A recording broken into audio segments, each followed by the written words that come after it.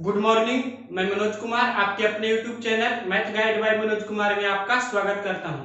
हम लोग आज profit loss and discount chapter start कर रहे हैं। इसका आज बेसिक थ्योरी पढ़ेंगे और एक दो टाइप का क्वेश्चन भी करेंगे। देखिए इसमें क्या क्या बेसिक थ्योरी होता है, इंपॉर्टेंट टर्म्स।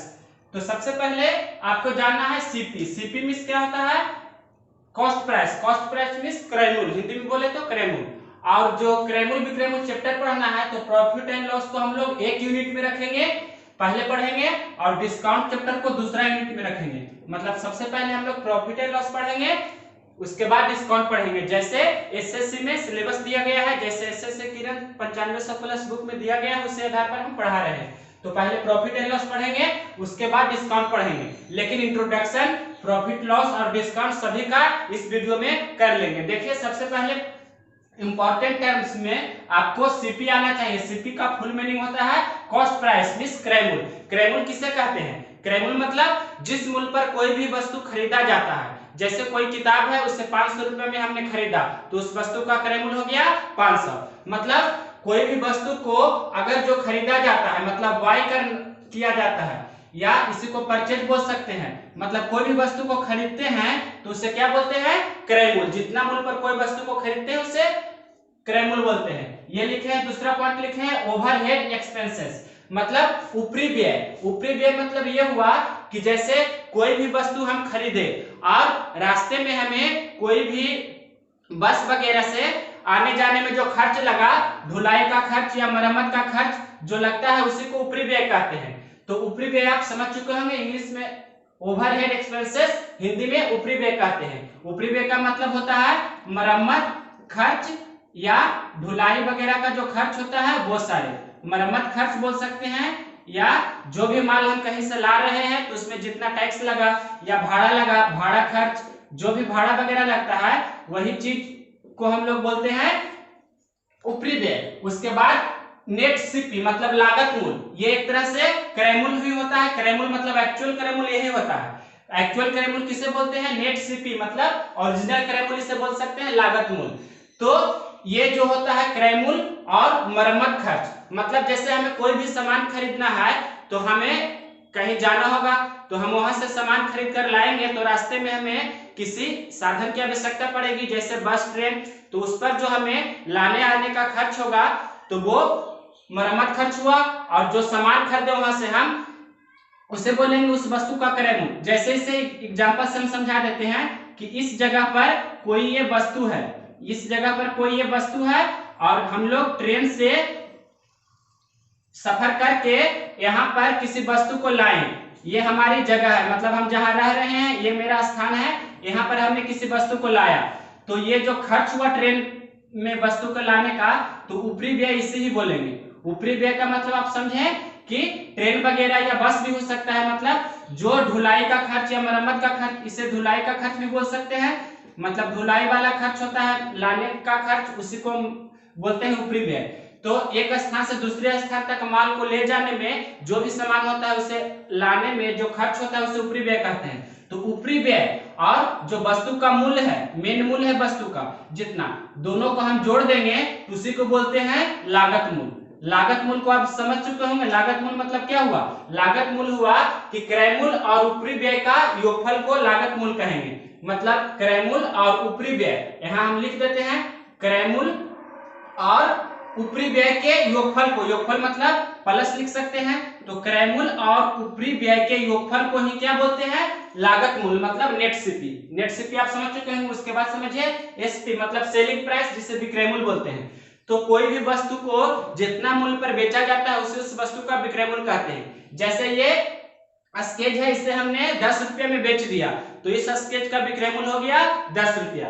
मतलब जिस मूल्य पर कोई भी वस्तु बेचा जाता है, इंग्लिश में बोले तो सेल किया जाता है, या सोल्ड पास्ट में बोले तो मतलब जिस मूल्य पर कोई वस्तु को बेचते हैं वही मूल्य उस वस्तु का विक्रय मूल्य कहलाता है। जैसे इस स्केच को हमने बेचा 10 रुपये में, इसका विक्रय मूल्य हो गया 10 रुपया। अब आगे देखिए क्या लिखा है, मार्केट प्राइस एमपी। इसका बहुत सारे नाम होता है, market price, printed price, advertise price, labelled price, listed price, market price. इसका हिंदी में मूल्य होता है मार्केट प्राइस मींस बाजार मूल्य भी बोल सकते हैं, अंकित मूल्य, छपा हुआ मूल्य, सूची मूल्य, या एक मीनिंग और लिखे हमने एडवर्टाइज प्राइस, मतलब विज्ञापित मूल्य से लिख सकते हैं। विज्ञापित मूल्य हमने नहीं लिखा। विज्ञापित मतलब आप जानते हैं विज्ञापन वगैरह जो करते हैं, तो किसी वस्तु का विज्ञापन होता है, आप जानते हैं एडवर्टाइज प्राइस के बारे में, मतलब अंकित मूल्य, इसे हिंदी में बोले तो मतलब सीधे हमने लिखा ये छपा हुआ मूल्य सबसे अच्छा समझने के लिए है। जैसे कोई भी ये बुक है तो बुक का यहाँ पर लिखा रहता है जैसे 120 रुपया, इस प्रकार से लिखा रहता है, मतलब एक बुक का दाम है 120 रुपया। तो जो वस्तु पर छपा हुआ मूल्य रहता है उसी को बोलते हैं अंकित मूल्य। तो जितना हमने पॉइंट लिखा है, cost price, overhead expenses, net CP, SP, MP, इतना समझ चुके होंगे। उसके बाद हम लोग बारीक से बात करेंगे प्रॉफिट एंड लॉस के बारे में। तो लाभ और हानि क्या है? तो लाभ और हानि एक तरह से अंतर है। अंतर मतलब अंतर हमेशा पॉजिटिव होता है। इसे हमने प्रॉब्लम बेस्ड ऑन एज जो चैप्टर होता है आयु से संबंधित प्रश्न, उसमें थ्योरी वाले पहला वीडियो में बहुत ही डिटेल से बताए हैं कि अंतर क्या होता है। तो लाभ और हानि क्या है? अंतर है, क्रयमूल्य और विक्रयमूल्य का अंतर है। इसे मिटाने के बाद हम बताते हैं। अब ध्यान से देखिए, हमने 6 नंबर में लिखा है प्रॉफिट। प्रॉफिट मींस हिंदी में बोले तो लाभ। तो लाभ किसे कहते हैं? लाभ के बारे में समझना है। उसके बाद लॉस मींस हानि, डिस्काउंट मींस घाटा, जो चैप्टर का नाम है उसके बारे में आप जानेंगे। तो लाभ कब होता है? जब हम लोग कोई वस्तु, जैसे समझाते हैं एग्जांपल से, किसी भी वस्तु का क्रय मूल्य की बात हम लोग अब नहीं करेंगे, लागत मूल्य की बात करेंगे। क्रय मूल्य एक्चुअल में नहीं होता है, वास्तविक में होता है। क्या? नेट सीपी, मतलब जिसे लागत मूल्य बोलते हैं। तो हम लोग इसके बारे में लेकर चलेंगे। क्रय मूल्य मींस क्या हुआ? लागत मूल्य, उसके बारे में हम लोग बात करेंगे। तो लागत मूल्य और विक्रय मूल्य दोनों के बारे में हम लोग लेकर चल रहे हैं। इसका फुल नेम सेलिंग प्राइस है, ये नेट कॉस्ट प्राइस मींस लागत मूल्य, इसका भी लिख देते हैं। इसका नाम क्या है? विक्रय मूल्य। आप इतना जानते होंगे, अभी हमने बताया था। तो ध्यान से देखिए कि जब किसी भी वस्तु का क्रय मूल्य और विक्रय मूल्य का अंतर, कौन बड़ा होगा कौन छोटा होगा, उसके आधार पर लाभ या हानि होता है। तो ध्यान से देखिए, जब सीपी छोटा होगा क्रय मूल्य मतलब छोटा होगा विक्रय मूल्य से। क्या समझे? जब सीपी मतलब क्रय मूल्य छोटा होगा विक्रय मूल्य से, या इससे हम उल्टा भी बोल सकते हैं कि विक्रय मूल्य बड़ा होगा सीपी से। यही चीज को हमने लिखा है, जिधर मुंह बड़ा खुला रहता है उधर बड़ा होता है। हमने बोला कि जब विक्रय मूल्य बड़ा होता है क्रय मूल्य से, तो इस स्थिति में क्या होता है? इस स्थिति में प्रॉफिट होता है। इस स्थिति में प्रॉफिट होता है, और प्रॉफिट को हिंदी में बोलते हैं लाभ। तो लाभ मतलब क्या होता है? लाभ या हानि क्या है? एक तरह से अंतर है, हमने बताया। तो अंतर मतलब क्या होता है? बड़ा माइनस छोटा। हमने आपको बताया था कि अंतर बराबर क्या होता है? बड़ा माइनस छोटा। अंतर मतलब होता ही है बड़ा माइनस छोटा। तो यहाँ ध्यान से देखिए, अंतर के जगह पर क्या लिखें? अंतर के जगह पर लिखेंगे प्रॉफिट, मतलब प्रॉफिट। प्रॉफिट बराबर क्या हो जाएगा? बड़ा कौन है? जिधर मुंह खुला रहता है वो बड़ा होता है। इसमें देखिए या इसमें देखिए, दोनों एक ही चीज लिखा गया है। तो देखिए एसपी माइनस सीपी, हिंदी में बोलेंगे तो विक्रय मूल्य माइनस क्रय मूल्य। लाभ बराबर क्या हो गया? विक्रय मूल्य माइनस क्रय मूल्य। तो सबसे पहला मीनिंग ये हमें निकला। उसी प्रकार से यहाँ से हम और भी बता सकते हैं। क्या? यहाँ से आपको सीपी मतलब क्या हो गया? लागत मूल्य समझना है। सीपी मतलब लागत मूल्य समझना है। तो यहाँ ध्यान से देखिए, अगर जो हम एसपी यहाँ से निकालना चाहे तो एसपी निकाल सकते हैं, सीपी निकाल सकते हैं। लेकिन अभी हम पहले लॉस के बारे में बता देते हैं। हानि कब होता है?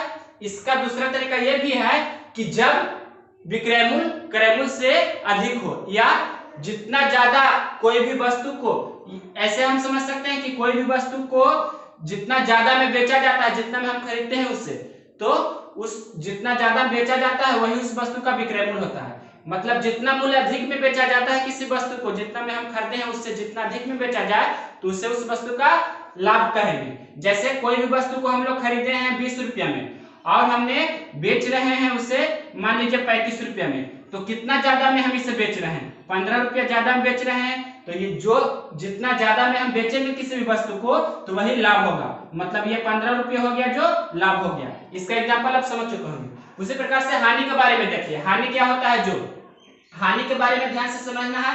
हानि कब होता है? जब हम किसी वस्तु को खरीदते हैं, जैसे क्रय मूल्य मान लिया है 15 रुपया और विक्रय मूल्य है 7 रुपया। क्रय मूल्य है 15 रुपया और विक्रय मूल्य है 7 रुपया। मतलब जब क्रय मूल्य बड़ा होता है और विक्रय मूल्य छोटा होता है तो उस स्थिति में हमें हानि प्राप्त होती है। हानि मतलब हमें घाटा होता है, इसे हिंदी में घाटा भी बोल सकते हैं। तो ध्यान से समझना यह है कि कितना का हमें घाटा हो रहा है।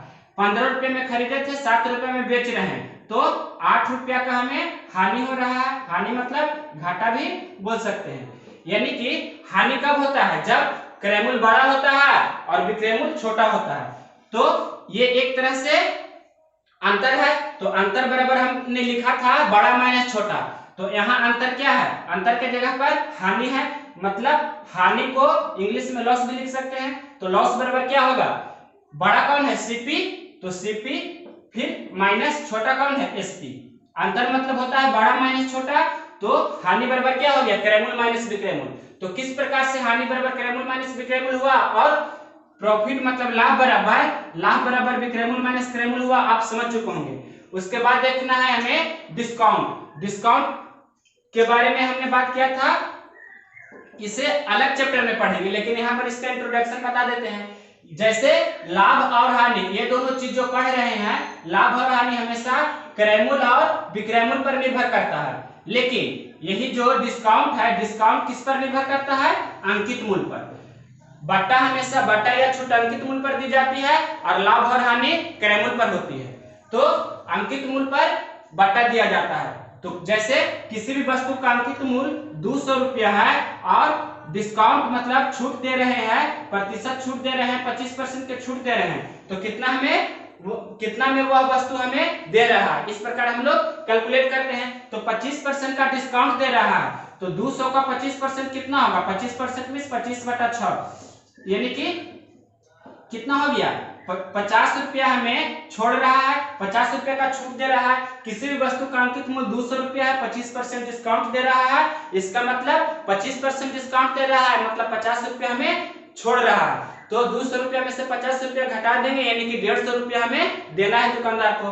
तो इस प्रकार से हम डिस्काउंट के बारे में थोड़ा सा इंट्रोडक्शन दिए। तो डिस्काउंट का फॉर्मूला क्या हो जाएगा, ध्यान से समझिए। 200 रुपया अंकित मूल्य है, 25% डिस्काउंट था, तो हमने इसे कितना में खरीदा, जो हमें निकालना है। तो पहले छूट यहाँ से कितना निकालिए, छूट निकालिए 200 का 25%, 200 का 25% हमने निकाला था, कितना चलाया 50 रुपया, यानी कि 50 रुपया छूट दे रहा है। तो 200 में से 50 रुपया घटा देंगे तो यही 150 रुपया हो जाएगा, जो हमें उस दुकानदार को देना है। तो दुकानदार के लिए वह 150 रुपया क्या होगा, विक्रय मूल्य, और मेरे लिए वह क्रय मूल्य होगा। दुकानदार के लिए 150 रुपया विक्रय मूल्य होगा, मतलब 150 रुपये में वह वस्तु बेच रहा है और मैं उस वस्तु को खरीद रहा हूं, तो मेरे लिए 150 रुपया क्रय मूल्य होगा। यानी कि डिस्काउंट हमेशा अंकित मूल्य पर दिया जाता है, जबकि लाभ और हानि क्रय मूल्य या विक्रय मूल्य पर होती है। इसके बाद इंपॉर्टेंट टर्म्स में 9 नंबर में कंसेप्ट क्या है जो बताते हैं, ध्यान से देखिए। ध्यान से देखिए, सबसे पहले डिस्काउंट के बारे में समझ लेते हैं, उसके बाद प्रॉफिट एंड लॉस के बारे में जानेंगे। तो डिस्काउंट हमेशा अंकित मूल्य पर दिया जाता है, इतना हमने अभी जाना। तो डिस्काउंट के बहुत सारे टाइप्स होते हैं, तो जो इंपॉर्टेंट टाइप्स हमें पढ़ना है वो है क्रमागत मतलब सक्सेसिव डिस्काउंट। तो सभी के बारे में लेकिन जान लेते हैं। कैश डिस्काउंट एक होता है। कैश डिस्काउंट मतलब कोई भी व्यापारी होता है या थोक विक्रेता होता है, तो वह निश्चित समय पर कुछ छूट देता है, उतना के अंतराल में अगर जो आप पैसा उसे दे देते हैं तो डिस्काउंट कम लगता है या नहीं के बराबर लगता है, तो उसे कैश डिस्काउंट बोलते हैं। कैश मतलब नगद भुगतान, आप जानते होंगे, नगद छूट।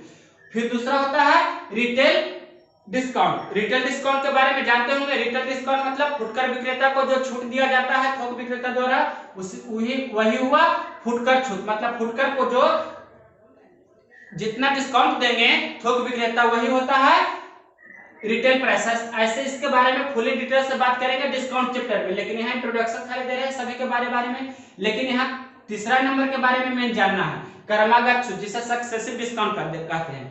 क्रमागत छूट या इसी को बोल सकते हैं क्रमिक छूट भी।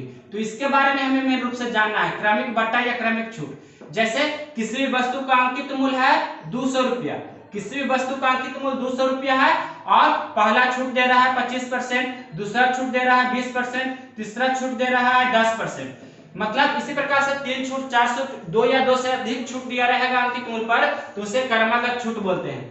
तो 200 रुपया किसी वस्तु का अंकित मूल्य है और उस पर 3 लगातार छूट दे रहा है, तो ये होता है क्रमागत छूट। यही मेरे सिलेबस में मतलब एसएससी या रेलवे में हमेशा पूछा जाता है क्रमिक छूट। एक होता है व्यापारिक छूट। व्यापारिक छूट भी हमें उतना नहीं पढ़ना है, ट्रेड डिस्काउंट बोलते हैं। हमें क्या पढ़ना है इसके बारे में, समतुल्य बटा मतलब इक्विवेलेंट डिस्काउंट। तो ये दो या दो से ज्यादा मतलब जैसे यहाँ 3 है, 4 भी रह सकता है, 5 भी रह सकता है। तो जितना 2 या 2 से अधिक डिस्काउंट दिया रहेगा किसी वस्तु पर, तो वो सारे को एक में करके बदलना है। तो वही उसे बोलते हैं समतुल्य या इक्विवेलेंट डिस्काउंट। मतलब जैसे 2 या 2 से अधिक छूट दिया रहता है तो उसे एक छूट में बदलना होता है, मतलब सिंगल में बदलना होता है। जैसे यहाँ 3 दिया है, इसे एक में बदलना है हमें, तो उसी को बोलते हैं समतुल्य इक्विवेलेंट। तो ये सारे जो है हमें पढ़ना है अपने सिलेबस में, मतलब ये 3 नंबर पढ़ना है और 5 नंबर पढ़ना है।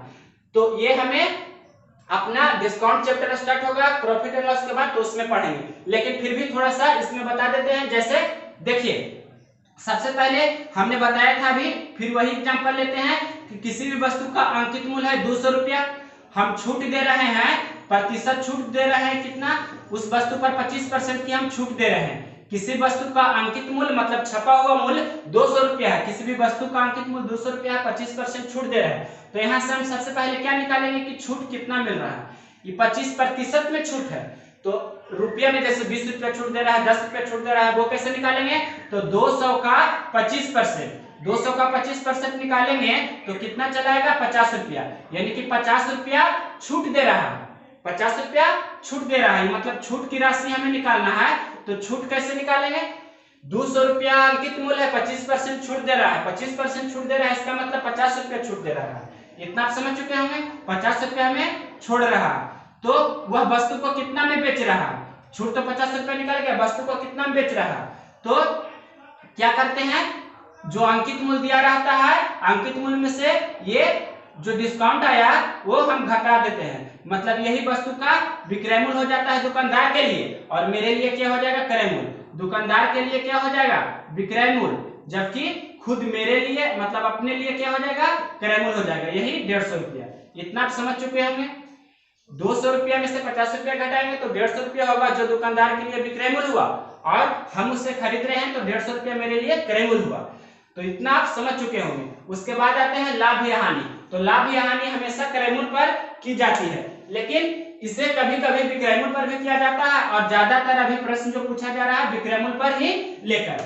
तो लाभ या हानि की गणना हमेशा क्रय मूल्य पर किया जाता है, ये आपको ध्यान रखना है, क्रय मूल्य पर किया जाता है। लेकिन यहां हम बता देते हैं, कोई भी प्रश्न में दिया रहेगा, जब तक नहीं कहा जाए क्रय मूल्य पर ही गणना किया जाता है। जैसे 20% लाभ लिखा, या हम x% लाभ लिखते हैं, x% लाभ लिखते हैं, इसका मतलब क्या हुआ, x% लाभ। x% लाभ का मतलब इसे हम समझने के लिए लिख सकते हैं x/100 लाभ।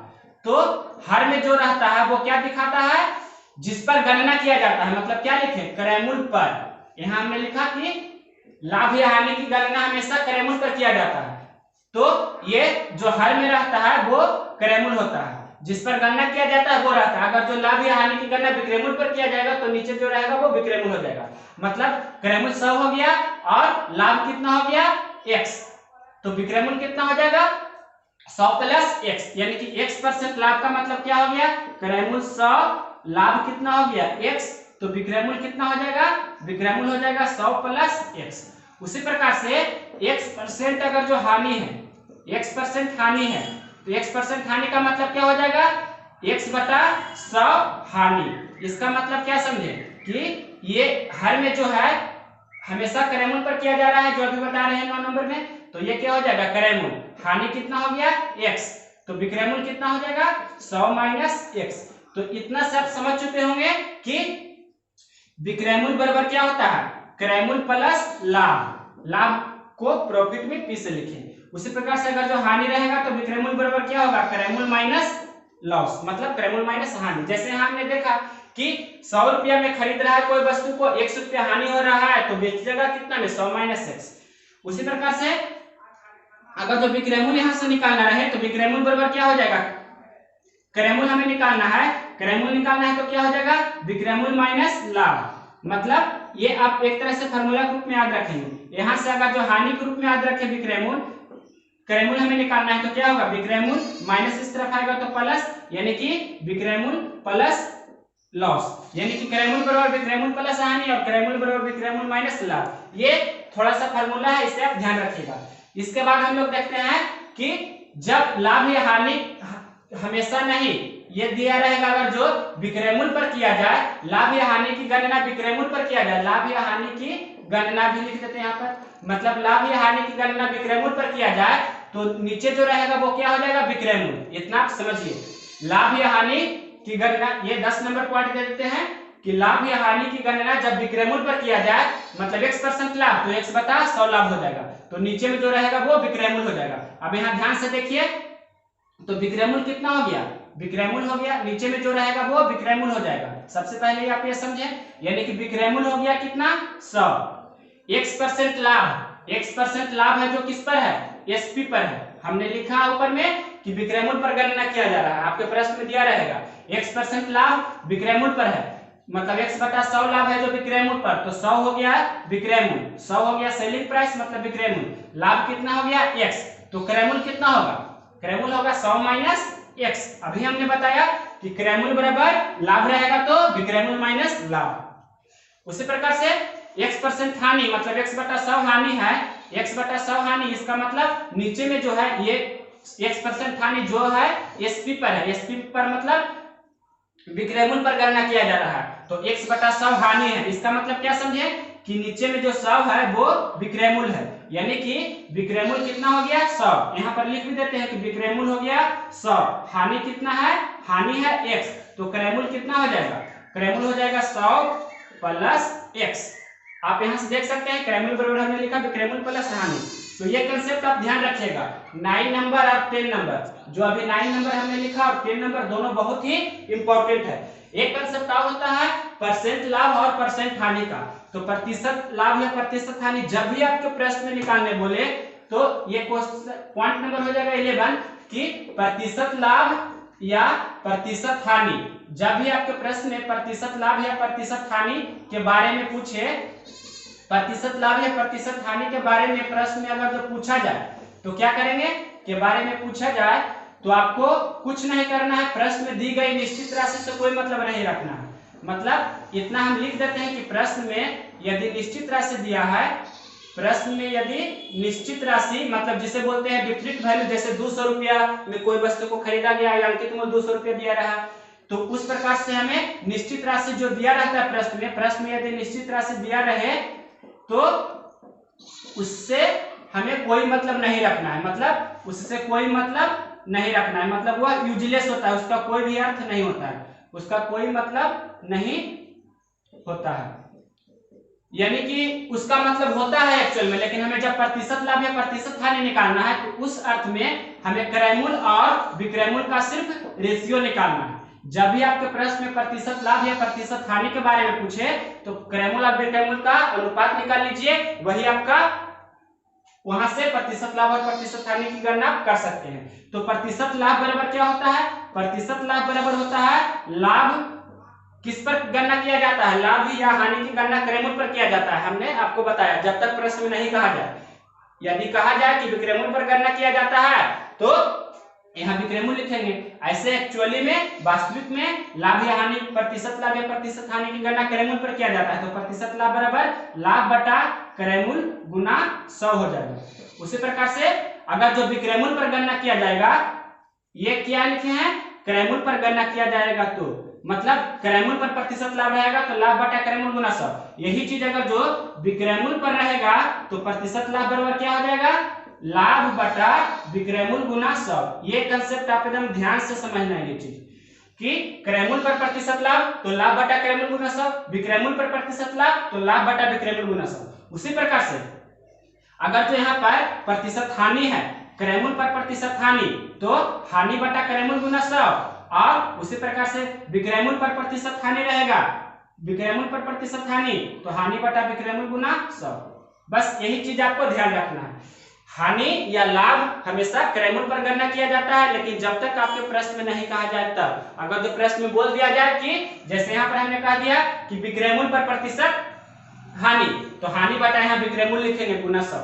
ऐसे बहुत सारे क्वेश्चन है, आपको हम कराएंगे क्वेश्चन। तो ये मेरा थ्योरी का वीडियो था, लेकिन यहाँ भी हम बता देते हैं जैसे प्रतिशत डिस्काउंट, यहाँ आपको पढ़ा रहे थे डिस्काउंट मतलब प्रतिशत छूट। तो प्रतिशत छूट किस पर दिया जाता है? अंकित मूल्य पर। जैसे हमने बताया अभी कि प्रतिशत हानि क्रय मूल्य पर गणना किया जाता है, क्रय मूल्य पर रहेगा तो हानि बटा क्रय मूल्य गुना 100। उसी प्रकार से प्रतिशत छूट किस पर दिया जाता है? अंकित मूल्य पर, एमपी मार्क प्राइस जिसको बोलते हैं। तो क्या हो जाएगा? छूट बटा अंकित मूल्य मतलब डिस्काउंट, जितना रुपया डिस्काउंट कर रहा है बटा अंकित मूल्य गुना 100, यही हो जाएगा प्रतिशत डिस्काउंट। तो प्रतिशत डिस्काउंट बराबर क्या हो जाएगा? मतलब प्रतिशत छूट बराबर अगर जो हिंदी में लिखें तो क्या हो जाएगा? छूट बटा अंकित मूल्य, इसे मार्क प्राइस अंकित मूल्य गुना 100।